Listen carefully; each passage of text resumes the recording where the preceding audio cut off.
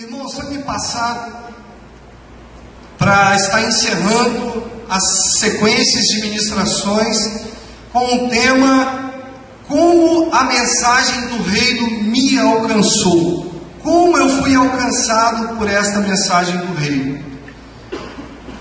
E pediram para eu falar um pouco acerca da minha vida e estar falando um pouquinho daquilo que o Senhor falou no retiro, através dos irmãos que ministraram. E o tema do nosso retiro está lá em Mateus 6:10, a parte A do versículo, que é: venha o teu reino. Venha o teu reino. E a minha parte ficou: como o reino de Deus me alcançou. E eu quero dizer a vocês, irmãos, que o reino de Deus, ele alcançava as pessoas surpreendendo. O reino de Deus, ele surpreendia as pessoas quando ele era estabelecido na vida das pessoas, e quando Jesus ele anunciava o seu reino, das formas que ele anunciava a chegada do seu reino, ele surpreendia as pessoas. A última ministração lá no retiro foi a do Júlio. E Júlio falou sobre a mudança do reino. E ele fez algumas definições que eu gostei muito, e eu também na minha ministração eu já tinha em mente fazer essa divisão.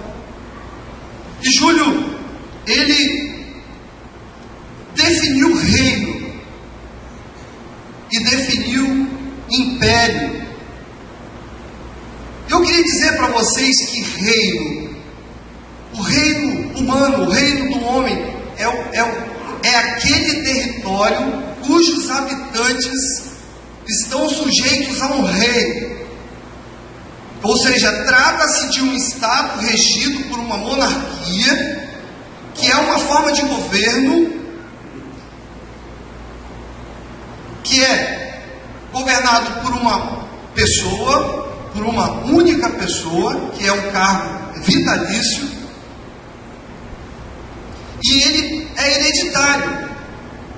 Ele pode ser passado para o filho. O que é o reino de Deus? O reino de Deus é um governo real estabelecido por Deus. O reino de Deus, que pode ser também chamado de reino dos céus.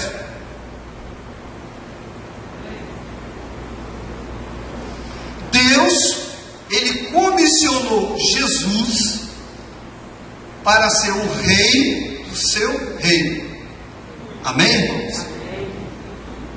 E o que seria império de Satanás? O império de Satanás é o império das trevas, governado por ele. E é composto por uma hierarquia infernal. O diabo, ele comanda espíritos malignos organizados em vários grupos. Exemplo: principados, potestades, príncipes das trevas, hostes espirituais do mal. Cada um com uma incumbência, cada um com um objetivo específico. O império de Satanás, o objetivo de Satanás é roubar, é conquistar. Ou seja, é angariar vidas para si.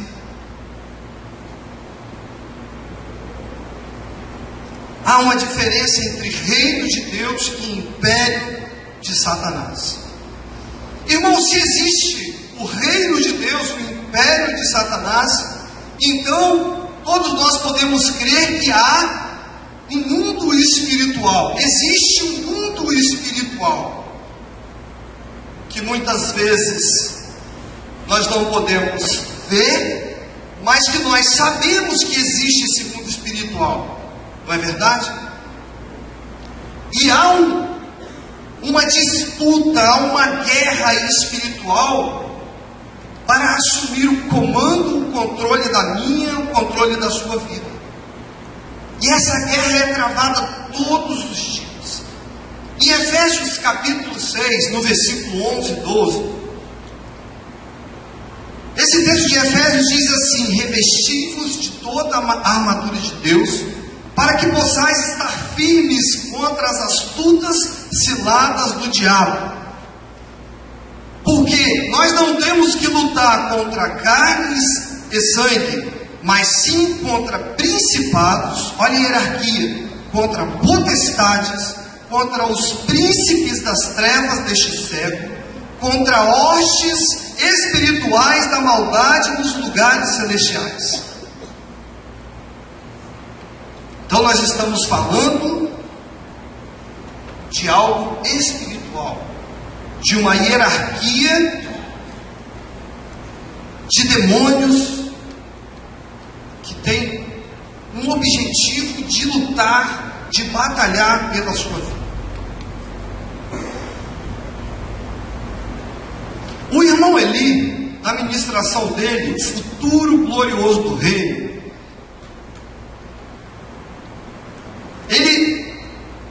na sua ministração, ele disse que Jesus, ele quer arrancar as nossas raízes desse reino, porque nós estamos muito apegados a este mundo, não foi, Eli? O Senhor, ele quer arrancar, o Senhor Jesus, ele quer arrancar as nossas raízes, porque em nós há um apego muito grande às coisas deste mundo. Nós somos muito apegados às coisas materiais, e muitas vezes há uma dificuldade muito grande de você se desprender das coisas deste mundo e se voltar para as coisas de Deus.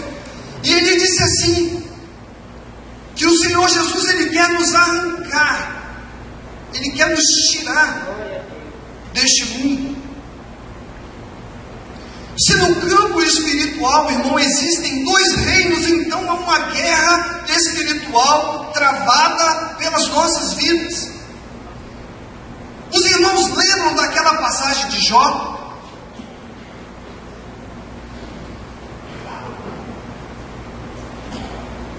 Diz a Bíblia em Jó que o Senhor, em uma conversa rápida ali com Satanás, ele falou sobre a vida de Jó: viste meu servo Jó, homem fiel?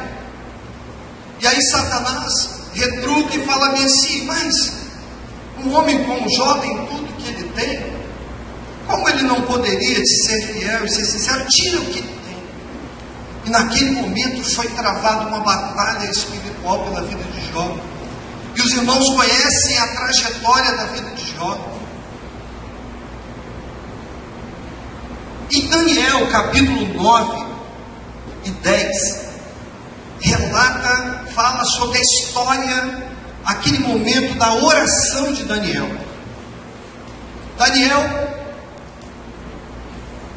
ele jejuou e orou durante alguns dias, 21 dias, se eu não me engano. E no momento que ele estava orando, clamando pelo seu povo, para que o Senhor libertasse o seu povo do pecado, um anjo do Senhor veio ao encontro de Daniel. No momento em que ele estava vindo ao encontro para responder aquela oração de Daniel, ele foi impedido por príncipe das trevas, que tentaram impedir que ele chegasse até ali, que ele transmitisse a palavra para Daniel. E naquela batalha, o anjo não conseguia sair dali, não conseguia, e ele pediu auxílio a Miguel, que foi guerrear por ele. Então, irmãos, há uma guerra E quando aquele anjo falou com Daniel, ele disse assim: no primeiro dia que você começou a orar, as suas orações já estavam sendo ouvidas. No primeiro dia. Muitas vezes nós apresentamos as nossas petições, nós apresentamos as nossas necessidades ao Senhor, e aí em nosso coração o diabo ele tenta dizer que aquilo que Deus não está ouvindo, que ninguém está respondendo. As orações de Daniel estavam sendo impedidas por demônios que estavam travando uma batalha grande para que ele não recebesse ali a bênção dele. Mas o anjo disse: no primeiro momento, no primeiro dia que você começou a orar, as suas orações já estavam sendo ouvidas. Há uma guerra espiritual. Há uma guerra espiritual pela sua vida, pela minha vida, meu irmão. Eu quero dizer que há uma guerra espiritual contra a sua vida. Não se dê por vencido. Porque o diabo vai tentar te frustrar, o diabo vai tentar te decepcionar, o diabo vai tentar dizer para você que não é aqui o seu lugar, mas o Senhor vai dizer que é sim, que você foi chamado por Ele, escolhido por Ele para fazer a vontade dEle.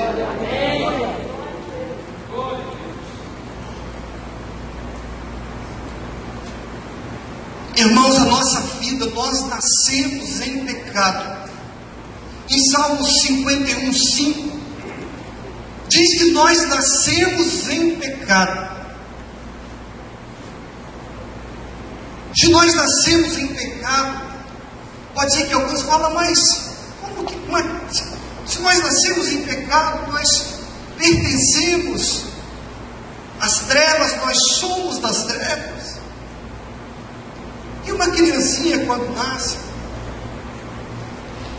uma criança quando nasce, mesmo que ela herde dos seus pais, dos seus antepassados o pecado, se a criança partir ainda na sua infância, por não ter atingido a idade da razão, ela vai para a presença do Senhor, ela está na presença do Senhor.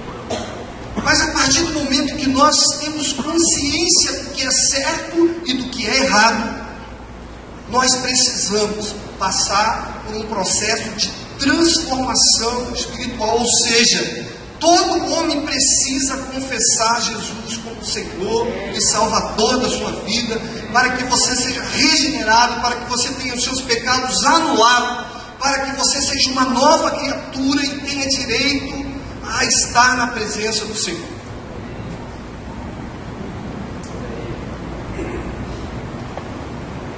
Irmãos, quando a mensagem do reino ela nos alcança, é preciso que haja uma mudança de comportamento, porque nós nos tornamos cidadãos do reino de Deus, e como súditos desse reino, nós precisamos nos deixar governar por Ele, e acima de tudo, não só governar por Ele, mas nós precisamos confiar nesse reino. Nós precisamos confiar que Jesus, Ele vai nos suprir, Ele vai nos sustentar, Ele vai nos ajudar, Ele vai nos auxiliar, Ele será a nossa força. A irmã Dilce, na mensagem dela, ela falou sobre o tema é chegar ao reino dos céus. Ela disse que quando aceitamos a Cristo, nós passamos a fazer parte do reino de Deus. E nós estamos debaixo do seu governo. Quando você recebe o reino, você se submete ao governo do Senhor. Você está debaixo, você está se submetendo. E o nosso crescimento, à medida que você entrega, é um crescimento gradual, ele é gradativo. E aí ela citou as parábolas. Lindo, né, irmã Dilce? As parábolas. E ela citou a parábola da semente, que é um crescimento gradativo na vida de todo cristão. Então nós precisamos buscar este crescimento. Há um tempo em que nós ainda começamos pequenininhos, mas nós precisamos buscar este crescimento. Nós não podemos ficar como crianças, nós precisamos buscar essa evolução espiritual, esse crescimento espiritual.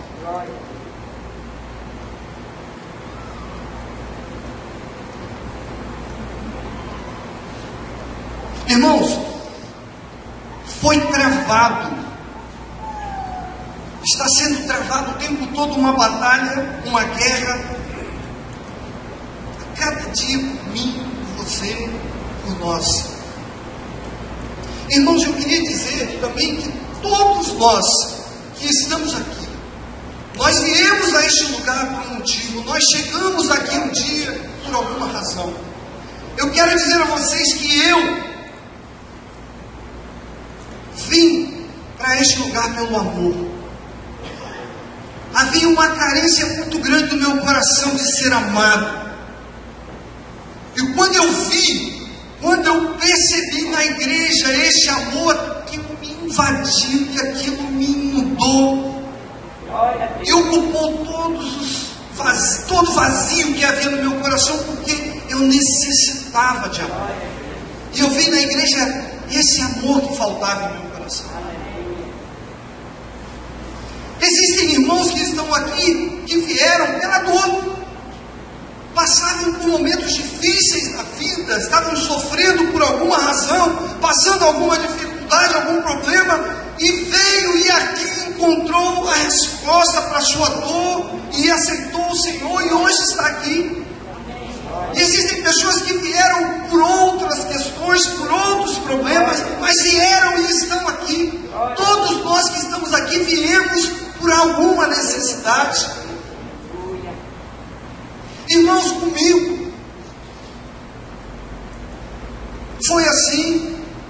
Eu queria dizer a vocês que eu, ainda pequenininho, toda vez que eu falo de mim mesmo, eu me recordo de mim aos 2 anos de idade. Parece que a minha vida iniciou aos 2 anos de idade, que foi nesse momento que eu perdi a minha mãe faleceu aos 2 anos de idade, minha mãe morreu de tétano. Dizem que a minha mãe morreu de tétano porque o meu pai maltratava a minha mãe demais, e meu pai não permitiu que a minha mãe fosse para o médico, alegando que a minha mãe estava inventando uma enfermidade e ia atrás de homem. E o estado de saúde dela se agravou e a minha mãe morreu. E aos 2 anos de idade nós fomos abandonados pelo meu pai.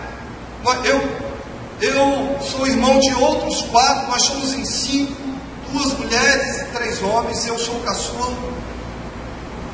E nós ficamos ali, porque o meu pai saiu de casa, e a minha mãe, já falecida, e a minha avó, diante daquele quadro, a minha avó decidiu nos levar aonde Juninho orou, né, lá para o Morro de São Benedito, aqui. E ali eu fui criado, ali eu cresci. Eu queria dizer para os irmãos que foi uma vida muito difícil.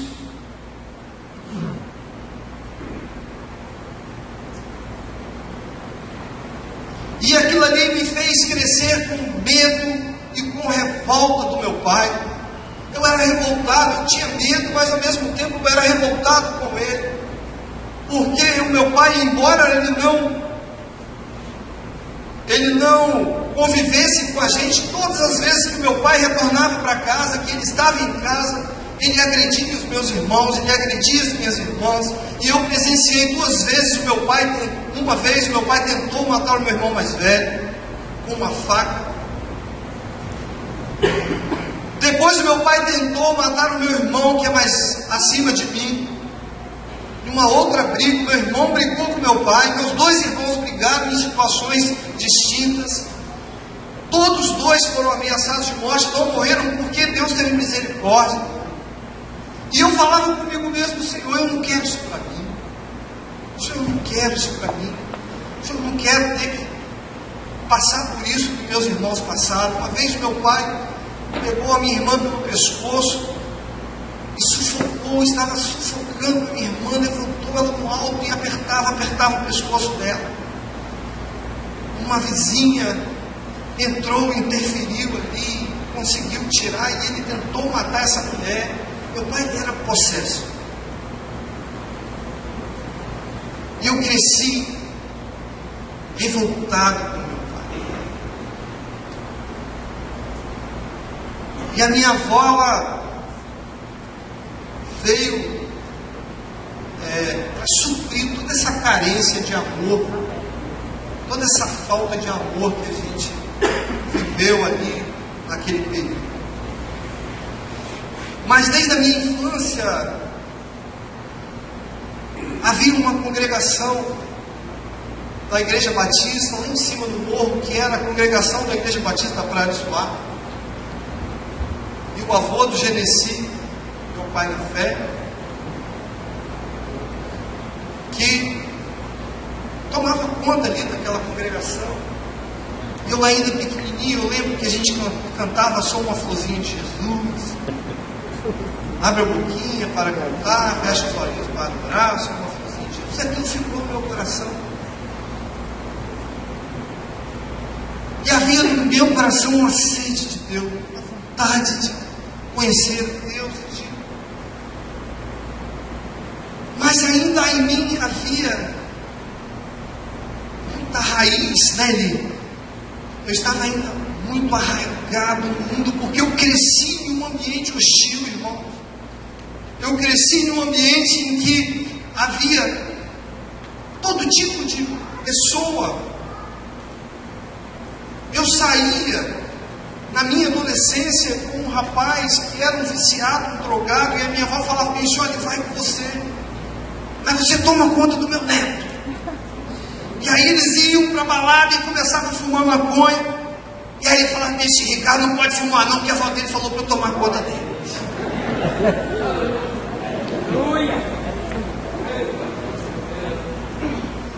E eu cresci ali, irmão, naquele ambiente. E eu pedia a Deus ali que o Senhor se manifestasse em minha vida, que Ele agisse na minha vida de alguma maneira. Mas eu sabia, eu tinha consciência que eu vivia numa vida de trevas. Eu sabia que eu era governado por Satanás. Tudo que eu fazia era resultado de quem governava a minha vida. Mas havia sim desejo no meu coração de conhecer o Senhor. Mas, irmãos, até que um dia, indo no retiro, eu já frequentava as reuniões, eu já ia nas reuniões ali no horto,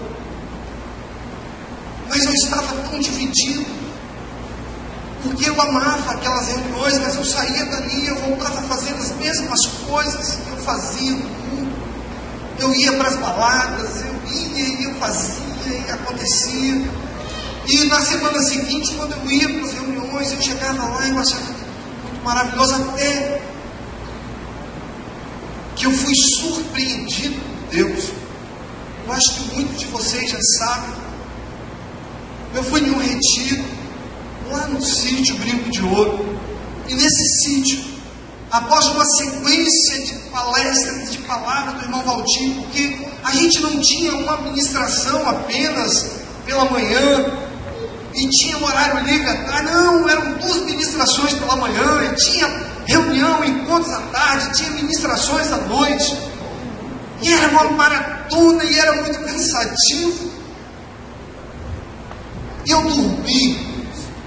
Eu já falei isso para os irmãos, pode ser que tenha alguém aqui que não saiba. Eu dormi. Na última mensagem do retiro, eu estava dormindo, literalmente dormindo, com a cabeça encostada na parede. De repente o irmão Valdir, aquela voz suave do irmão Valdir, brada, e pergunta quem queria aceitar Jesus ali. E um rapaz que estava ao meu lado,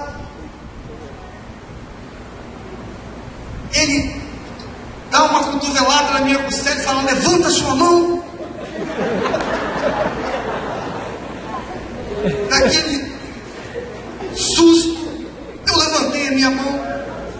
Mas quando eu olho para um lado para o outro, eu falei, meu Deus, aceitei Jesus.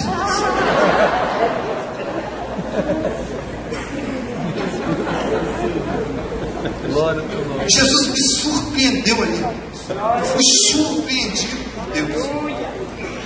E aí Ele me alcançou de uma forma estratégica. Porque depois de ter aceitado Jesus ali, eu passei a ter consciência de que a minha vida precisava mudar a partir daquele momento. O reino de Deus chegou até mim. A palavra do Senhor me alcançou e naquele momento eu tive plena consciência de que agora eu precisava mudar de verdade. Irmãos, muitas vezes nós somos surpreendidos por Deus. Muitas vezes. Muitas vezes nós somos surpreendidos por Deus porque nós não temos a mínima noção do que é o reino de Deus.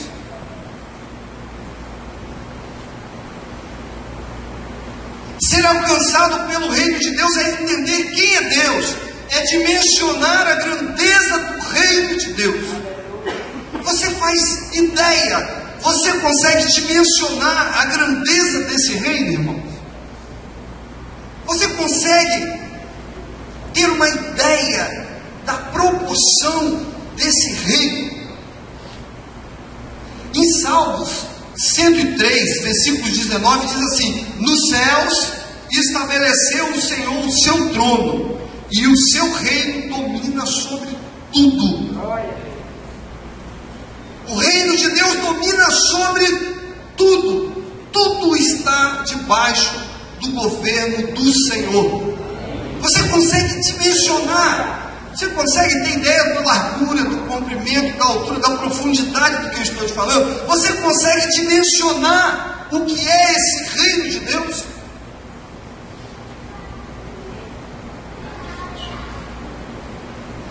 Muitas vezes, quando nós falamos para as pessoas de Deus, ou então quando nós oramos, irmãos, nos momentos em que anunciamos,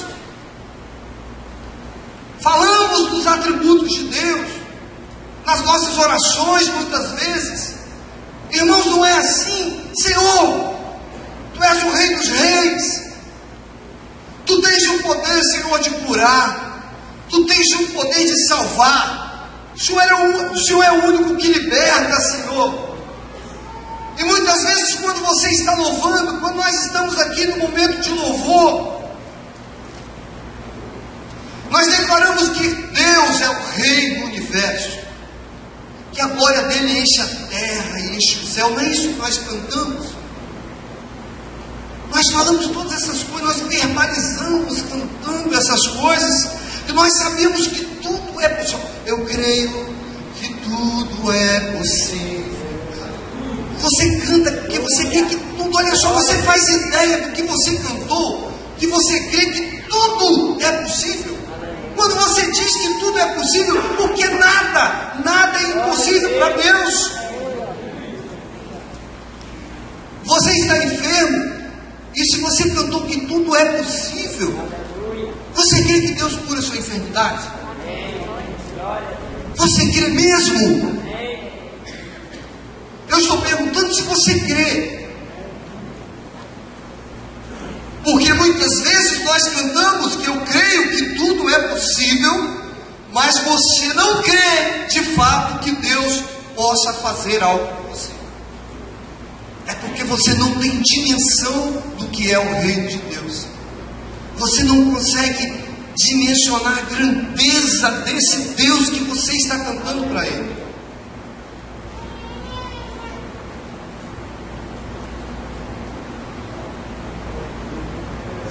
Você consegue visualizar de fato quem é esse rei?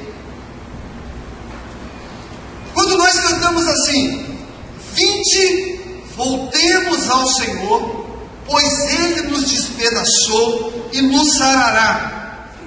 Ele fez a ferida e a ligará. nos revigorará.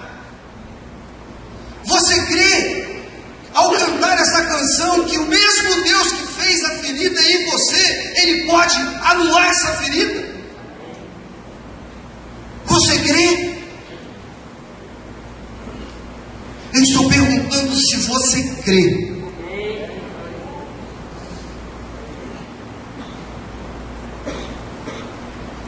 Você consegue, ao fechar os seus olhos e cantar, fez a ferida e arregará.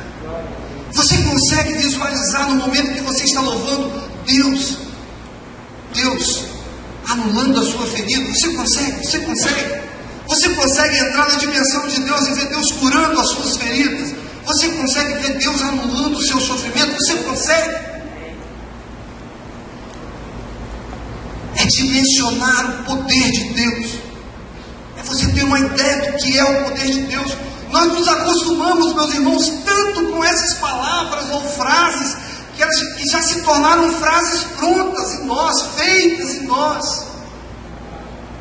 E nós oramos, Senhor, Deus, Pai Todo-Poderoso. Não é, Ezequiel? Deus de Abraão, Deus de Isaac, Deus de Jacó. São frases que já se tornaram frases prontas, frases feitas. E ao orarmos e ao cantarmos, são frases rotineiras, mas que nós não conseguimos dimensionar o tamanho delas. Quando você canta que o Senhor reina, é porque de fato Deus reina. Que não há outro como tu, porque de fato não há outro Deus como Ele.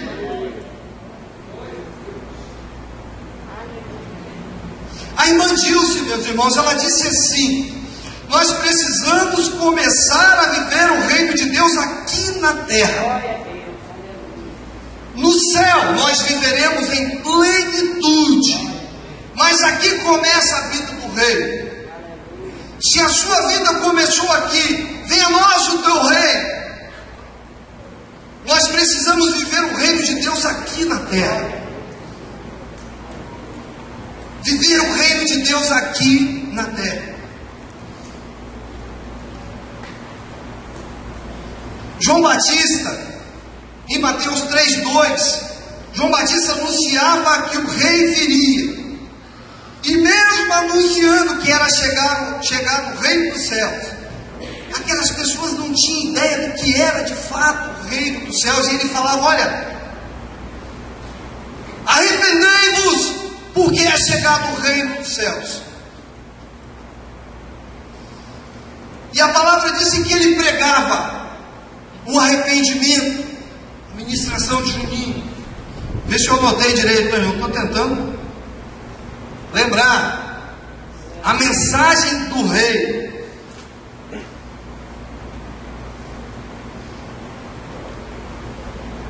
Dorival falou sobre as evidências do reino e disse que o nascer de novo e o arrependimento são ingredientes necessários para nós vencermos o pecado. João Batista anunciava o reino. Ele anunciava arrependimento. E as pessoas não entendiam o que era aquilo que ele estava pregando, aquilo que ele estava anunciando. O que é isso?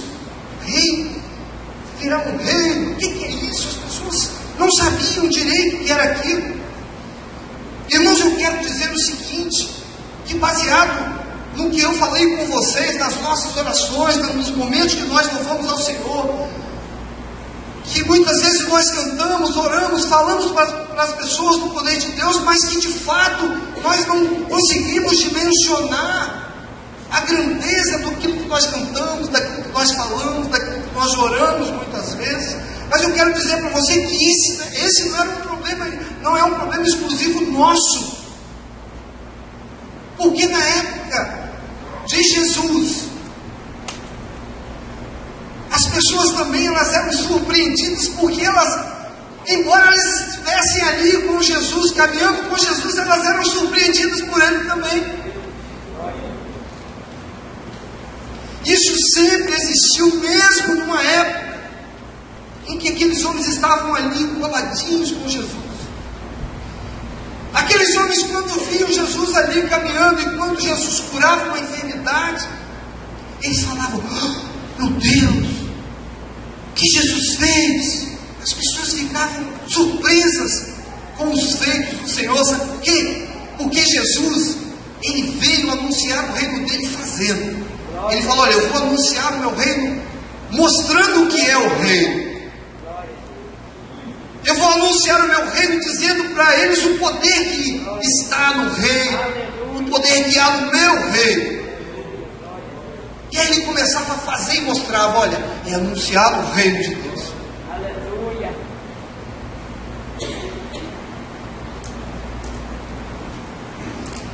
Em Marcos 1,15, Jesus anuncia o seu próprio reino. Jesus, ele anuncia o seu próprio reino. As pessoas corriam atrás de Jesus. Quando Jesus ia caminhando pelas cidades, elas imploravam a Jesus a cura.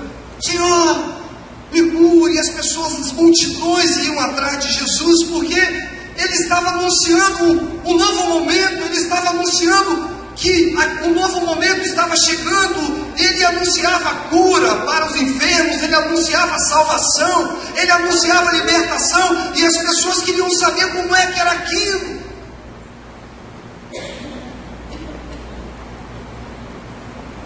Mas quando as pessoas viam o milagre sendo operado, as pessoas abriam a boca e falavam: o que é isso?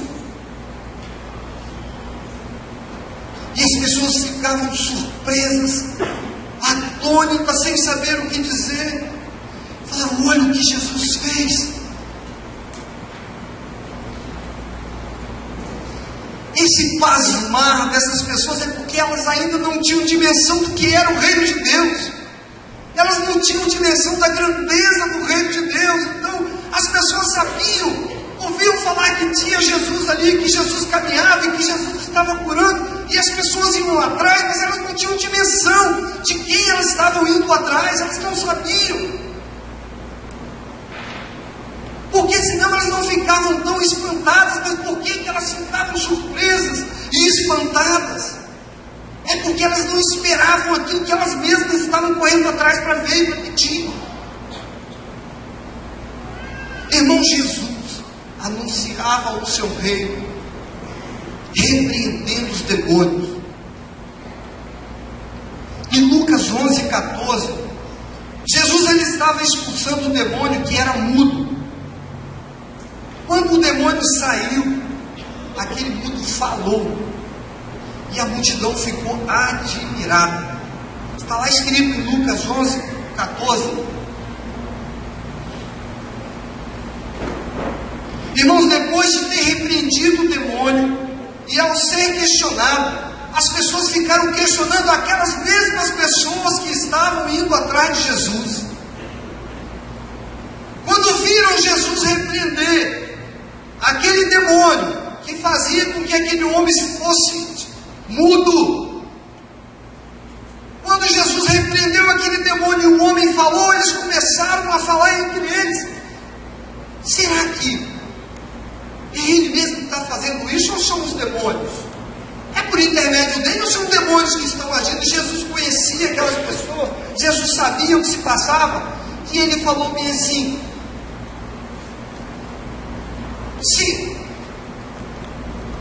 como pode um reino dividido, né? Como pode demônios expulsar demônio? Como pode demônio mandar o demônio sair? E ele falou: não é por meio de demônios, não é por meio de demônios que eu expulso e que eu repreendo essa enfermidade. E aí ele chega e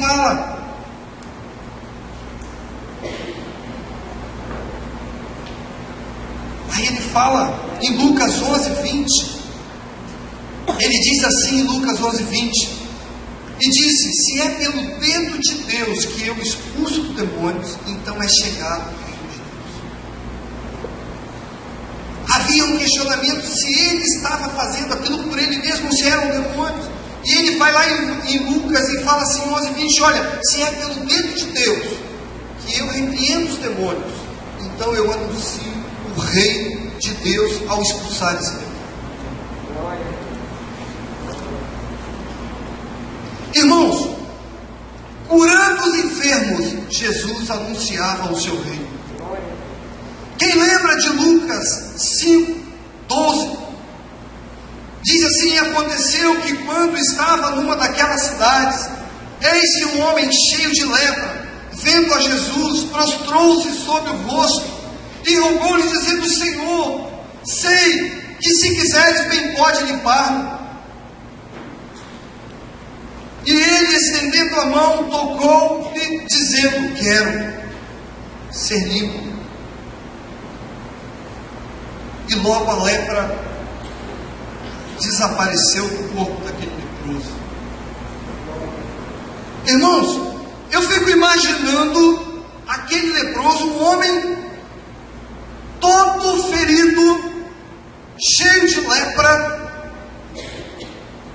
rejeitado, excluído pela sociedade, sem esperança, sem nenhuma expectativa de vida. Um homem humilhado pela sociedade, rejeitado. Aquele homem ouviu dizer que havia um homem chamado Jesus que curava enfermidades. E quando ele se deparou com Jesus, ele se jogou no chão de joelhos e falou: bem sei, se tu quiseres, tu podes me limpar. Irmãos, imaginem a surpresa daquele leproso, porque Jesus, a Bíblia diz que Jesus imediatamente, Jesus tocou no leproso. Quem tocava em um leproso? Quem tocava no leproso naquela época? E aquele homem, ao se lançar no chão: bem sei, Senhor, que se tu quiseres, tu podes me limpar. Jesus imediatamente falou: eu quero ser limpo. Irmãos, imaginem a surpresa. Chegar um doente aqui agora e falar: eu bem sei, Senhor, que tu podes me curar. E eu falar no nome de Jesus: eu quero ser curado. Isso é reino de Deus. Isso é reino de Deus. Jesus anunciava esse reino. Ele anunciava que nele há poder. Ele diz para você: em meu nome há poder. Eu posso fazer por você isso, ainda que você não tenha dimensão, ainda que você não entenda o tamanho do meu poder. Eu posso fazer isso por você. E aquele leproso ficou abismado. Imaginem, irmãos, ao tocar a mão ali naquele homem, quando aquele homem abaixou com o seu rosto no chão, leproso, quando Jesus falou: eu quero ser limpo, que aquele homem abriu os olhos e olhou para si, e ele se viu limpo. Ele se viu limpo das suas feridas, da sua lepra.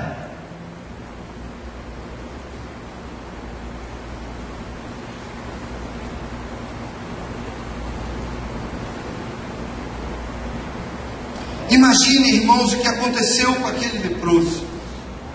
Ali, naquele momento, Jesus anuncia o seu reino, curando aquela enfermidade. Uma outra coisa, Jesus anunciava o seu reino, perdoando pecados também. Jesus falava assim: no meu reino há perdão de pecados. Eu perdoo os seus pecados. Em Lucas 5:18 até o 26, está escrito assim: eis que os homens transportaram numa cama um homem que estava paralítico, e procuravam fazê-lo entrar e pô-lo diante dele. E não achando por onde pudessem levar, por causa da multidão, subiram o telhado e por entre as telhas o baixaram com a cama até o meio diante de Jesus. E vendo Jesus a fé deles, disse-lhes: homem, os teus pecados te são perdoados. E os escribas, os fariseus e religiosos, eles começaram a razoar entre eles ali, eles começaram a questionar, dizendo: quem é este que diz blasfêmia? Quem pode perdoar pecados, senão só Deus? Olha só, eles não tinham ideia, eles não tinham noção do que era o reino de Deus, de que Jesus estava anunciando o reino de Deus. As pessoas, embora elas já soubessem que Jesus, porque, irmãos, para aquele paralítico ter sido levado pelo telhado, imaginem, irmãos, a multidão que estava ao redor daquela casa, porque senão eles entrariam pelas portas ali, mas eles não tiveram como entrar, porque a multidão estava em volta daquela casa, e eles tiraram as telhas, eu não sei como eles fizeram, e eles desceram aquela cama pelo telhado. Mas Jesus sabia que o que abatia a vida daquele homem não era simplesmente a sua paralisia física, a sua enfermidade física, mas havia uma enfermidade maior na vida daquele homem que precisava de ser curado. E antes de curar a enfermidade física, a paralisia daquele homem, Jesus repreende ali aquele mal e perdoa os pecados daquele homem. E aquelas pessoas que ali estavam vendo aquilo ali, achavam que Jesus estava blasfemando. Porque, irmãos, a religiosidade, ela nos faz ser incrédulos muitas vezes. A religiosidade, muitas vezes, faz com que a gente não creia, não acredite que os nossos pecados foram perdoados, porque Jesus, Ele perdoa pecados sim. Eu quero dizer que você pode estar aqui nesta noite, e que você que já cometeu alguns pecados na sua vida, já pediu perdão algumas vezes, e você mesmo diz para você assim: olha, para mim não tem jeito, eu já pedi perdão tantas vezes ao Senhor por isso, mas toda vez eu volto a fazer a mesma coisa, eu volto a cometer os mesmos erros, e você começa a achar que nem Jesus pode te perdoar, que nem o Senhor pode perdoar os seus pecados. Os religiosos daquela época pensavam exatamente assim. Mas Jesus estava ali dizendo para aqueles homens que no reino de Deus há perdão de pecados. No meu reino há perdão de pecados. E aí o Senhor vai, repreende aquela enfermidade, aquele homem é curado e tem os seus pecados perdoados, e o reino de Deus é revelado para aquele homem de uma forma sobrenatural. Aí o reino de Deus passa a fazer parte da vida daquele paralítico. Irmãos, o que fica muito claro para mim, que a mensagem do reino, ela me alcançou, e eu fui surpreendido por Deus, porque eu não tinha noção do que era o reino de Deus. Por isso eu fiquei surpreso com o Senhor. No dia que eu entreguei a minha vida para Jesus, o reino de Deus me alcançou, e tudo mudou em minha vida. Júlio, na palavra dele, Júlio falou de Saulo, um homem que perseguia a igreja, um homem mau, mas que no dia em que a luz de Deus brilhou para ele, a vida dele mudou. E ele deixou de ser Saulo e passou a ser Paulo, deixou de ser perseguidor a ser perseguido.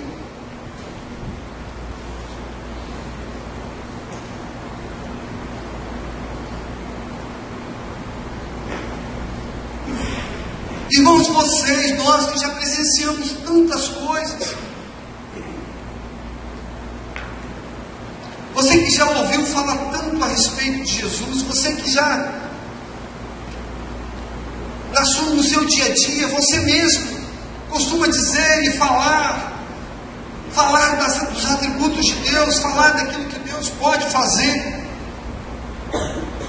Muitas vezes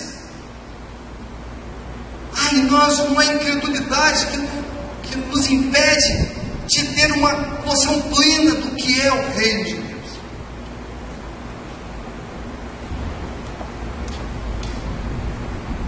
Irmãos, essa mensagem de libertação, essa mensagem de cura, essa mensagem de salvação me alcançou. Eu fui alcançado por esta mensagem do reino de Deus. Essa mensagem me alcançou, essa mensagem transformou a minha vida. E eu tenho orado a Deus e pedido que o Senhor me faça, não me deixe ser tão surpreendido por Ele, mas que eu consiga visualizar a grandeza do reino de Deus.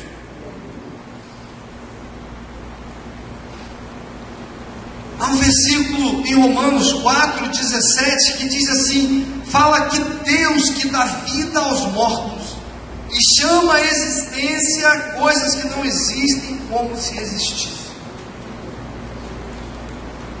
Irmãos, eu estou falando para vocês de um Deus que dá vida aos mortos. Eu estou falando para você de um Deus que traz à existência o que não existe. Você tem noção do que eu estou falando para você? Eu estou falando de um Deus que ressuscita mortos, irmãos. Eu estou falando para vocês de um Deus que vai fazer acontecer o que você nem imagina. Ele vai trazer à existência para você aquilo que você acha que não existe mais.